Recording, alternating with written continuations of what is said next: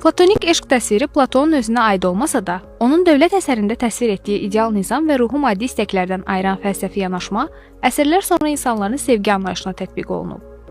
Platon deyirdi ki, insan ən saf həqiqətə, ən saf ideyaya yalnız bədənə bağlı olan istəklərdən uzaqlaşanda yaxınlaşa bilər. Elə buna görə də platonik eşq fiziki yaxınlıq üzərində qurulmur.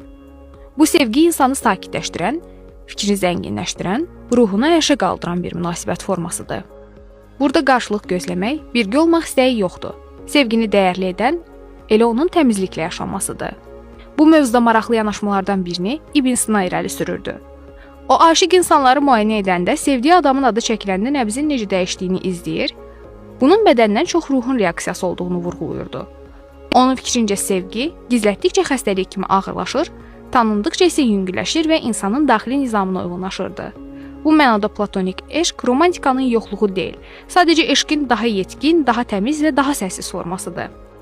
Bir insanın varlığının belə sənə yaxşı təsir etməsi, toxunmadan yaxınlıq yaratması, heç bir iddia olmadan sənə dəyər qatması. Bəzən məhz buna platonik eşq deyilir.